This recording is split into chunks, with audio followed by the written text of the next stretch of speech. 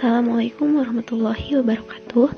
Saya Nazra Lutfia Salsabil dengan nomor induk mahasiswa 2000479 dari Prodi Perpustakaan dan Sains Informasi Fakultas Ilmu Pendidikan Universitas Pendidikan Indonesia. Di sini saya akan sedikit menjelaskan tentang sejarah perpustakaan di dunia barat. Langsung saja, yaitu pada sebelum Masehi. Sekitar tahun 2500 sebelum Masehi, orang Mesir mendapatkan sebuah temuan sederhana tetapi memiliki pengaruh besar bagi peradaban manusia, yaitu penemuan bahan tulis berupa papirus yang dibuat dari sejenis rumput yang tumbuh di sekitar sungai Nil. Lalu rumput tersebut dihaluskan dengan cara ditumbuk lalu diratakan, kemudian dikeringkan dan digunakan untuk menulis dengan menggunakan pahatan dan tinta.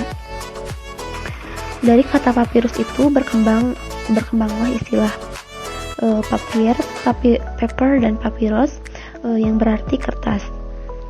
Penemuan kertas dari rumput papirus ini dianggap penting bagi manusia karena serat selulosanya merupakan landasan kimiawi bagi pembuatan kertas zaman modern.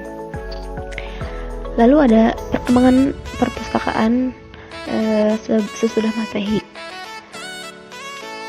Nah, hingga sekitar tahun 700-an Masehi, papirus masih digunakan sebagai bahan tulis. Kemudian mulai digunakan bahan lain seperti kulit binatang. Sekitar abad pertama Masehi, sejenis bahan yang mirip dengan kertas yang kita gunakan saat ini telah ditemukan di Cina. Namun karena pengetatan yang dilakukan penguasa Cina terhadap semua barang atau semua benda yang keluar masuk dari Cina, maka penemuan kertas itu tidak dikenal di Eropa hingga sekitar tahun 1150-an. Lalu sebelum itu Eropa pernah menggunakan kulit binatang sebagai bahan tulis yang disebut parchment. Karena Eropa Barat baru mengenal kertas pada abad ke-12, sedangkan mesin cetak baru dikenal pada abad ke-15, maka pengembangan perpustakaan berjalan lambat.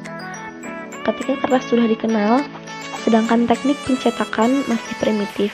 Di Eropa Barat dikenal sejenis terbitan bernama incunabula, yang berarti buku yang dicetak dengan menggunakan teknik bergerak atau yang disebut juga movable type sebelum tahun 1501.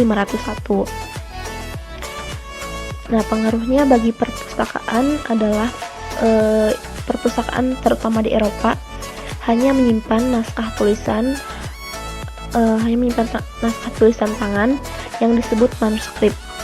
Di Eropa Barat sekitar tahun 1440, tatkala Johann Gutenberg dari kota Martins, Jerman, mencetak buku dengan tipe cetak gerak. Setiap aksara dilebur ke dalam logam, kemudian dipindahkan ke dasar mesin pres lalu diberi tinta. Kemudian ditaruh kertas di atasnya, lalu digulung dengan lempeng pemberat. Nah, sejak penemuan Gutenberg ini, pembuatan manuskrip yang semula ditulis tangan kini dapat digandakan dengan mesin cetak karena teknik pencetakan yang masih sederhana. Maka hasilnya pun masih sederhana dibandingkan dengan buku cetak masa kini. Buku yang diterbitkan semasa ini hingga abad ke-16 dikenal dengan nama incunabula. Mesin cetak penemuan Gutenberg ini kemudian terus dikembangkan lagi sehingga mulai abad ke-16 pencetakan buku dalam waktu singkat mampu menghasilkan ratusan eksemplar. Lalu ada juga perkembangan perpustakaan klasik di berbagai negara. Yang pertama yaitu di Sumeria dan Babilonia. Perpustakaan sudah dikenal sejak 3000 tahun yang lalu. Penggalian di bekas kerajaan Sumeria menunjukkan bahwa bangsa Sumeria sekitar 3000 tahun sebelum Masehi telah menyalin rekening jadwal kegiatan, pengetahuan yang mereka peroleh dalam bentuk lempeng tanah liat atau bisa juga disebut dengan clay tables. Tulisan yang digunakan masih berupa gambar atau piktograf. Kemudian ke aksara Sumeria. Nah, kebudayaan Sumeria termasuk kepercayaan, praktik keagamaan, dan tulisan Sumeria kemudian diserap oleh Babylona yang menaklukkannya. Lalu yang kedua ada Mesir. Nah, pada masa yang hampir bersamaan, peradaban Mesir kuno mengalami perkembangan juga. Teks tertulis di perpustakaan Mesir berasal dari sekitar tahun 4000 sebelum Masehi.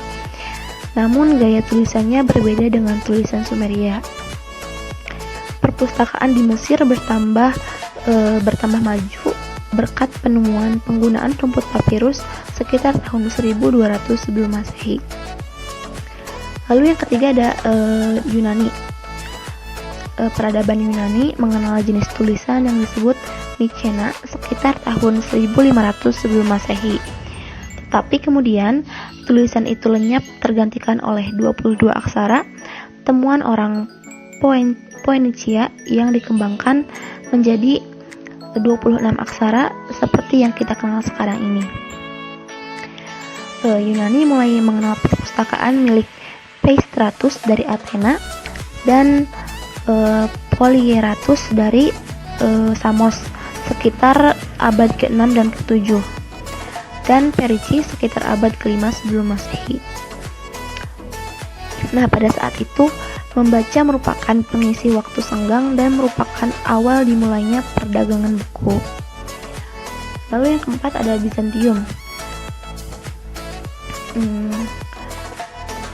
Kaisar Konstantin Agung yang menjadi Raja Roma Barat dan Timur pada tahun 324, ia memilih ibu kota di Bizantium, kemudian diubah menjadi Konstantinopel. Ia mendirikan perpustakaan kerajaan dan menekan karya Latin, karena bahasa Latin merupakan bahasa resmi hingga abad ke-6. Nah, lalu koleksi ini kemudian ditambah dengan karya Kristen dan non-Kristen, baik dalam bahasa Yunani maupun bahasa Latin. Koleksinya tercatat hingga 120.000 buku. Lalu yang kelima ada Arab. Agama Islam muncul pada abad ke-7 dan mulai menyebar ke sekitar daerah Arab. Dengan cepat, pasukan Islam menguasai Syria, Babylona, Mesopotamia, Persia, Mesir, seluruh bagian utara Afrika, dan menyeberang ke Spanyol. Orang Arab berhasil dalam bidang perpustakaan dan berjasa besar dalam penyebaran ilmu pengetahuan dan matematika ke Eropa. Lalu yang terakhir ada Renaissance. Renaissance mulai pada abad ke-14 di Eropa Barat. Secara tidak langsung, Renaissance tumbuh akibat pengungsian ilmuwan Bizantium dari Konstantinopel. Mereka lari karena ancaman pasukan Ottoman dan Turki. Sambil mengungsi, ilmuwan ini membawa serta manuskrip penulisan kuno. Ilmuwan Italia menyambut kedatangan ilmuwan Bizantium dengan mendorong pengembangan kajian Yunani dan Latin. Karya ini kemudian tersebar ke Eropa Utara dan Barat. Sebagian di antaranya disimpan di perpustakaan biara maupun universitas yang mulai tumbuh. Nah, itu tadi sedikit penjelasan mengenai sejarah perpustakaan di dunia barat dari mulai sebelum Masehi dan sesudah Masehi. Lalu ada juga perkembangan klasik perpustakaan yang terjadi di beberapa negara. Mungkin itu saja yang dapat saya sampaikan. Kurang lebihnya mohon maaf. Ditutup. Wassalamualaikum warahmatullahi wabarakatuh.